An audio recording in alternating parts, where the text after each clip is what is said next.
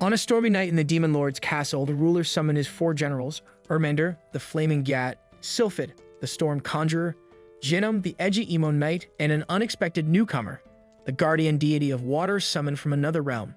To everyone's shock, the chosen one was an average loser, smelly salaryman, Uchimura. Uchimura's life had been far from extraordinary. After graduating, he tirelessly job-hunted until landing a position. Despite his efforts, his boss dismissed him as a failure, just like how your parents viewed you. Though Uchimura was sent abroad to oversee the construction of a factory, a daunting task he managed to complete despite being overwhelmed. Yet, instead of recognition, he was given another challenging project. Exhausted and disheartened, Uchimura found himself sitting by the roadside, sighing deeply, until his ticket to a new life accident catapulted him into this new world.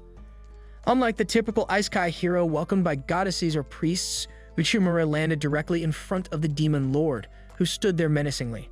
The Demon Lord wasted no time explaining his purpose. He wanted Uchimura to serve as one of the big 4 generals in his army, even giving him the title of overseas expatriate. Uchimura was baffled as to why the Demon Lord chose someone like him when there were clearly better options.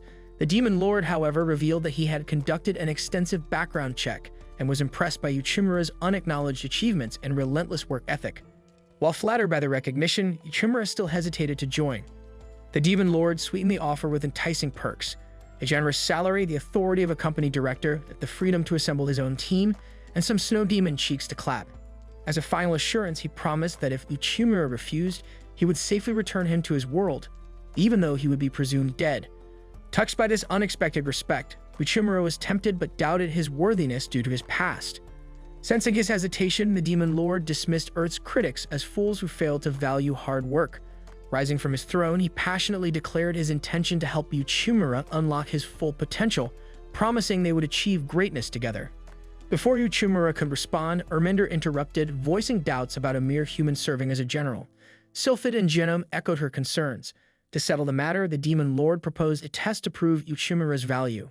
Disregarding orders, Ermender attacked Uchimura with overwhelming power, knocking him unconscious.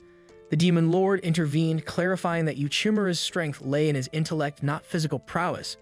He revealed his plan to unite nearby races, such as salamanders and werewolves, but lacked skilled negotiators for the task.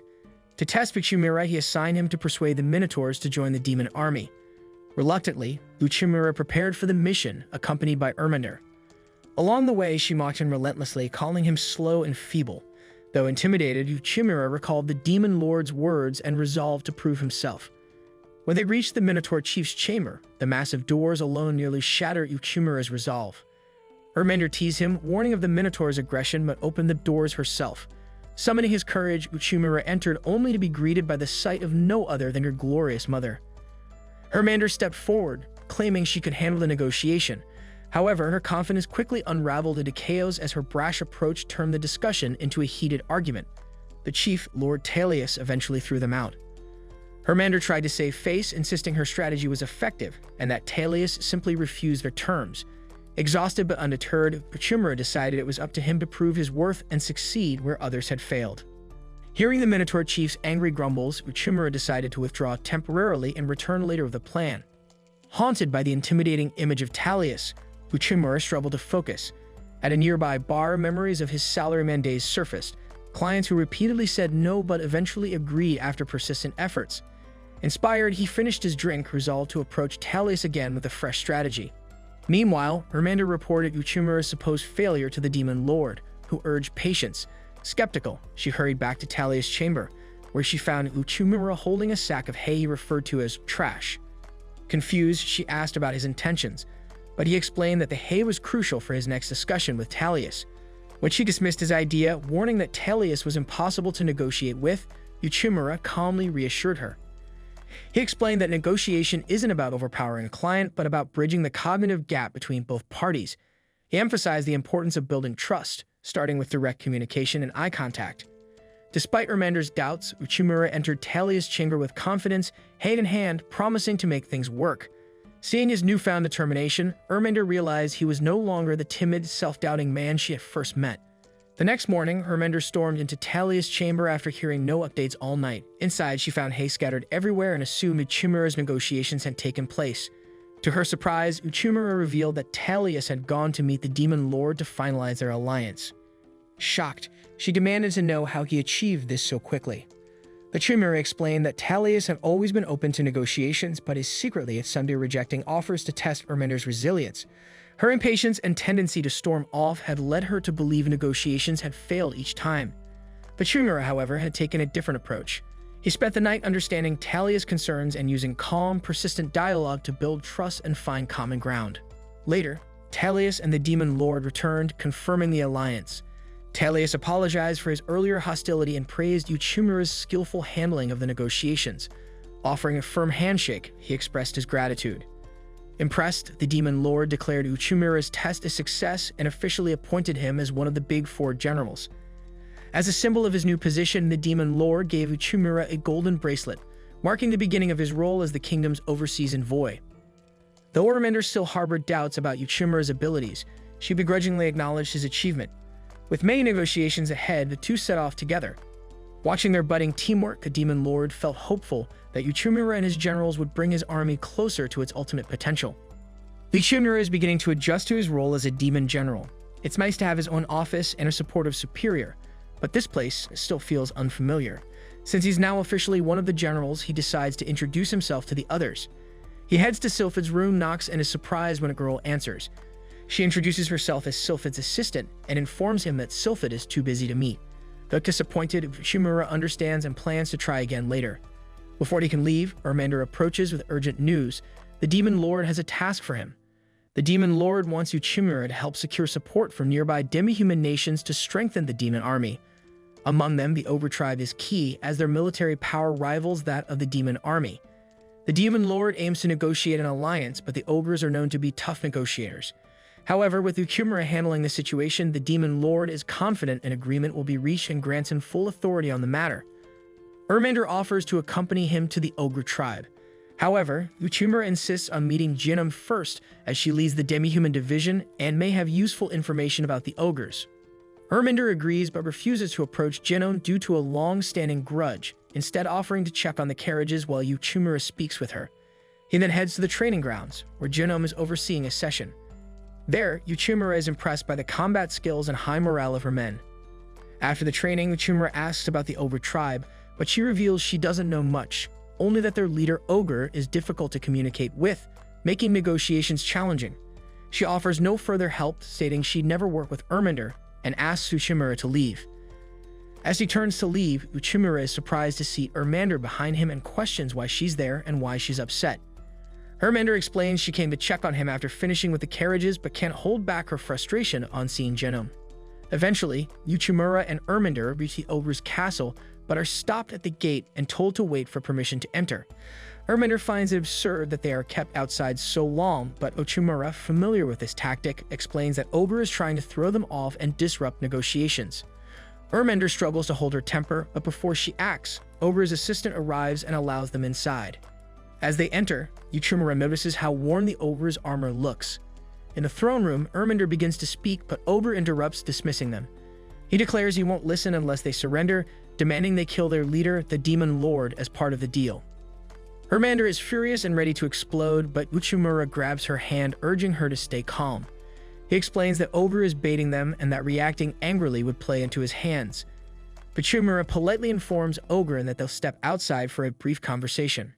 Outside, Erminder vents her frustration, cursing Ogre, but Uchimura reassures her that they must stay composed. Ogre's provocation is a tactic to avoid negotiations while blaming the failure on them.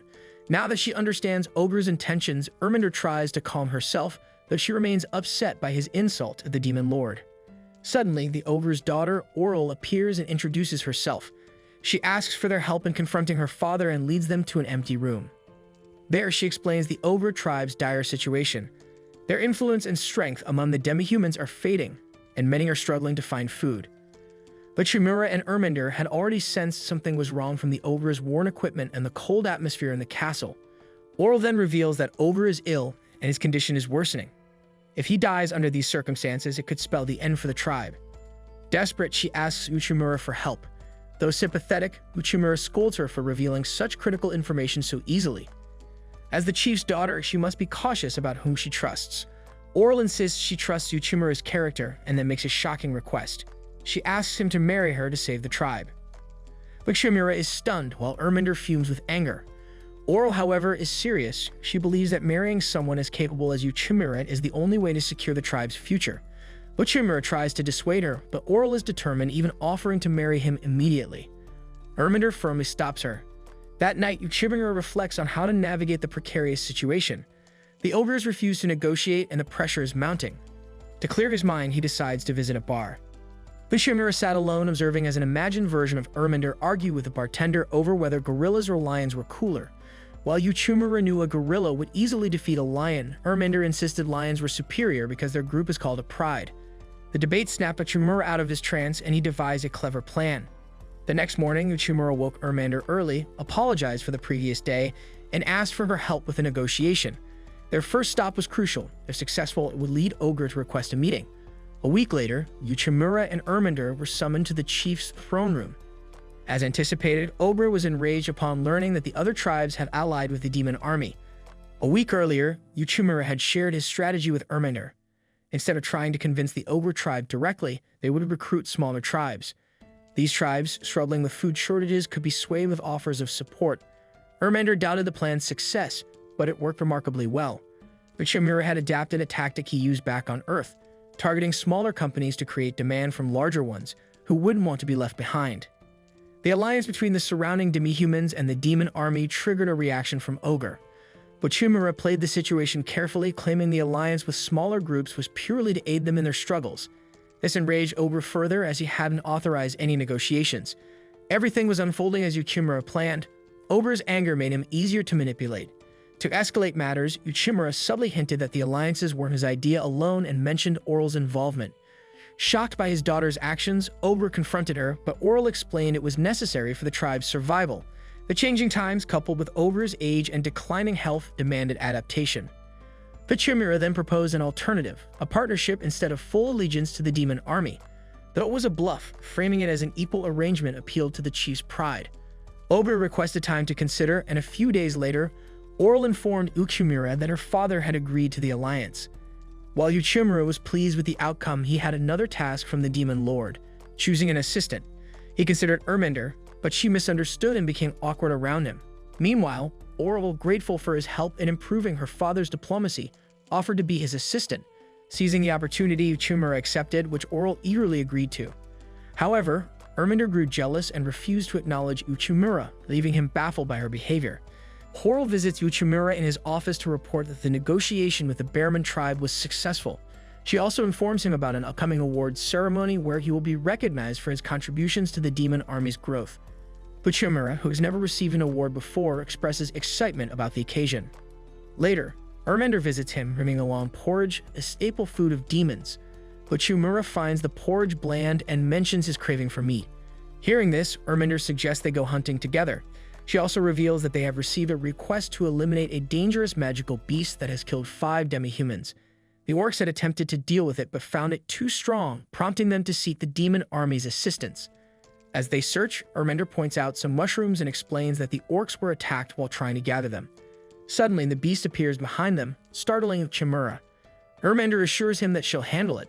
She delivers a powerful kick to the beast, but it quickly recovers and charges at her. Dodging its attack, she begins to pummel it, but Uchimura observes that her strikes lack the killing power needed to defeat it. He considers that she might need a weapon, but instead, Erminder decides to unleash her full strength.